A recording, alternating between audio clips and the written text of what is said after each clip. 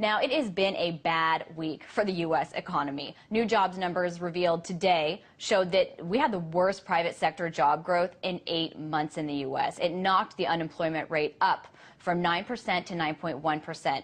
Earlier this week, a distressing housing report has economists saying the residential real estate market has double dipped. The U.S. debt ceiling has not been raised, and Moody's issued a warning on the country's credit rating as a result. And President Obama today, in the face of a dismal jobs report, gave a speech at a Chrysler plant to celebrate the resurgence of the auto industry, saying, you know, in the economy, there are bumps to the road to recovery. But is it time for a major rethinking of the U.S. economy in the wake of all of this bad news? Joining me is Peter Schiff, president of Euro Pacific Capital, to talk about it. Peter, excuse me. Thanks so much for being with us.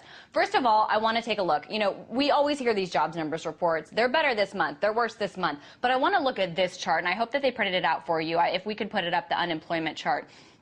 So there are a lot of numbers in this chart, but really the biggest takeaway is that red line is the unemployment in the recession that we're in compared to all the other recessions in this country's history. And it is way worse when it comes to joblessness. So my question for you is, you know, is this a blip on the radar, or is this, you know, a really dire situation that something really major needs to be done about?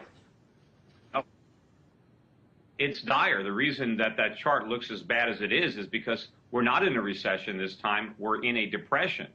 You know, unfortunately, we didn't lose enough jobs last month because President Obama still has his. And, you know, he thinks we're on the road to recovery. No, he's put us on the road to ruin.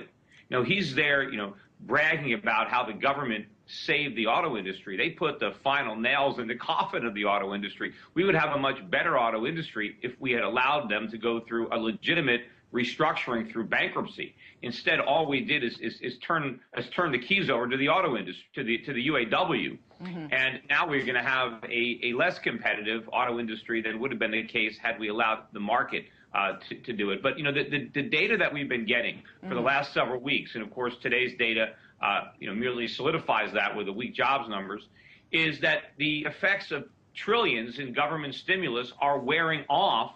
And the biggest, or the mother of all hangovers, is now setting in. And the Fed is in a very difficult dilemma here because the economy is already relapsing into recession, and they haven't even started tightening yet. Now, my question then is, because the Obama administration seems to think that, you know, this is a blip, but we're going down the path to recovery.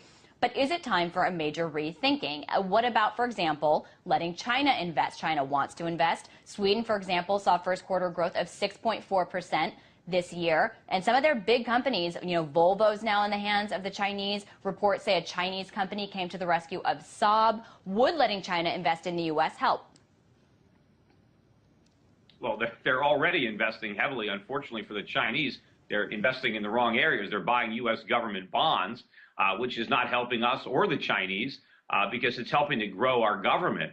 I think that, you know, we do need to allow capital to flow freely, but what we have to do is stop borrowing all this money. You mentioned earlier that one of the problems is that we haven't raised the debt ceiling. That's one of the only good things out there, that ceiling is still there. Unfortunately, they're going to raise it. We're going to go deeper into debt, which means bigger problems. And this is not, you know, the economists are describing this as a soft patch. It's not, it's quicksand. And the economists who think this is a soft patch, these are the same people who in 2007 said the U.S. economy had never been in better shape. They didn't see this crisis coming. Right. They've never understood the problems with the U.S. economy, and they still don't understand them. They think that government stimulus made the problems better. It didn't. It allowed the problems to get worse. Well, I want to ask you, you know, you said China is investing in the wrong place. They're investing in dollars. China wants to use those dollars to buy U.S. companies. I want to play you a little something from, if we have that soundbite from Michael Hudson, he's an economist, what he had to say about why they're not able to invest in U.S. companies.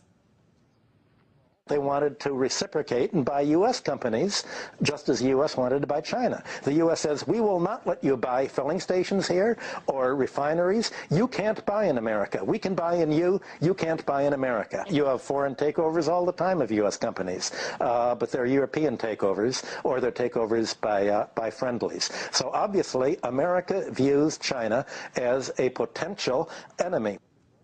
Is this why the United States doesn't let China invest? And are they doing it, you know, cutting off their nose to spite their face? I think so, but what's really going on is the U.S. government wants China buying treasuries. They don't want them buying real assets instead. Do you think that's why? China's our biggest lender. Do you think that's why the United States? Do you think that's why the United States doesn't let China buy U.S. companies, because they need them to buy U.S. dollars? Absolutely. Plus, they know as long as they're buying our debt, we can always default. We can always print money and wipe it out with inflation. We don't want the Chinese to get their hands on our real assets. But the minute the Chinese figure out that, this is a just big a Ponzi scheme that they're participating in, that they can never actually use those dollars for the things that they want, all they have to do is endlessly loan them back to us at ridiculously low rates of interest. They're not going to want to play this game anymore, and they're going to walk away, and so will the rest of the world, and then we're going to be stuck with a pile of our own worthless currency and nothing to buy with it. Speaking of currency, corporations have a lot of it. Where are they putting it? Because you mentioned the Fed's policy of quantitative easing, all of the liquidity in the system, but interest rates in the United States have never been lower. There's no, essentially, return on investment in the U.S. if you're going to put that money to work here. So is that all going overseas? The smart money is. Some people are still chasing yield by going, longer on the curve and buying, 10-year, 20 years. I think they're going to get destroyed as interest rates ultimately catapult higher. But the smart money is going into gold. Look at the Dow gold ratio is the lowest it's been, I think, of the entire cycle. It's around 8-to-1 right now. So money is moving into gold. It's moving into commodities. Despite this correction in stocks, oil is still over $100 a barrel today on the close here in New York. Smart money is going offshore. It's going into foreign stocks, foreign currencies. Look at the Swiss franc. The dollar closed today at an all-time record low against the Swiss franc. That's the safe haven currency, not the U.S. dollar. So then how does the United States government get corporations to invest any of that money here at home in the United States? They're certainly not getting it from corporate taxes. I want to bring up a chart showing what some of the largest companies in the U.S. have paid in corporate taxes, and they've paid zero or had a negative tax rate. I mean, that doesn't seem fair, needless to say, but that money isn't coming into the U.S. government, despite the fact that these companies are making such huge profits. There's a lot of talk about closing loopholes in tax policy, even lowering the corporate tax rate. Would any of that help? Well, it would help to abolish the corporate income tax entirely, because then corporations wouldn't waste so much of their resources figuring out how to avoid taxes. Instead, they would use their resources to generate more profits, more economic growth, and more jobs. Corporations don't really pay taxes. Their shareholders do. We're already taxing them when they get their dividends. The employees of corporations pay taxes when they get their paycheck. So let's tax the employees and the shareholders. Don't tax the corporate level. It's just a political smokescreen. But if we want corporations or businesses to work harder, invest more, we need to remove the barriers, such as high taxes, all these regulations, all these mandates, all the legal liability. The U.S. government makes it very expensive and very dangerous for companies to hire people. So why should they? Well, but Peter, at the same time, companies are getting out of paying these taxes, and there has been a lot of money flushed into the system that was supposed to get companies to loan money to people, loan money to businesses, hire people, and that hasn't happened. They're hoarding cash. Corporations are sitting on cash. So what is going to end that? What makes you think that more deregulation or lower taxes is going to stop that? Well, because in order to lend money, they have to be able to pay it back. So there has to be a climate where businesses can succeed and flourish, and they can't. With all the taxes and all the regulation, they're not going to do it. And would you want businesses to lend more money to consumers? Consumers are broke. They can't pay back what they've already borrowed. Americans are drowning in mortgage debt, in credit card debt, in student loans, in auto loans. But small businesses can't get money. Small businesses can't get money, and small businesses can't get money, and that's supposed to be one of the bedrocks of, the United States economy. But of course. Sorry. The U.S. government is borrowing $1.5 trillion a year. There's nothing left for business. And not only the U.S. government is what it's directly borrowing, the U.S. government is guaranteeing all the mortgages, all the student loans. There's no money left. Businesses are starving for capital because it's all going to Washington. But at the same time, I mean, the government bailed out a lot of those mortgage-backed securities because that's what investors all over the world held. They were essentially reinforcing the major investments that countries like China and Russia had made. Right. But where did the money come from to bail out those investors who should have lost money? It was taken out of our pool of capital, so that money is not there for businesses. And even if it was there, would they really want to take the risk of borrowing it and have to pay it back when the climate is so hostile? Taxes are high and going higher. Regulations are numerous, and there's more of them in the pipeline. The legal exposure is increasing. I mean, who's going to want to invest in an economy that the government is deliberately destroying?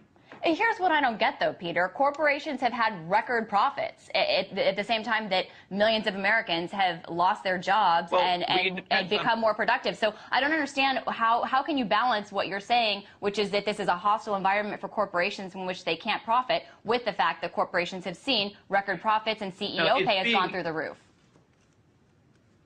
Well, I will agree that pay is going up, but that's not a good thing. And when you're looking at record corporate profits, it's being skewed by major companies that are making money speculating because of low interest rates. These companies are making money, from borrowing and lending and all the stimulus. But beneath the surface, if you look at a lot of the smaller companies, they're struggling. They don't have record profits. They have losses. They're barely getting by. This is a phony economic recovery that it's basically a giant hallucination caused by the government stimulus, which is like a hallucinogen, and we think the economy is getting better. All we're doing is borrowing and spending money. We're borrowing money that we should be saving. We're spending money that we should be investing, and we're counting as if this is a real recovery. That's why you're seeing the economic data imploding the way it is, because it wasn't real. Speaking of spending, we have a debt ceiling that has not been raised, and that's what the U.S. government is going to need to do if they want to continue spending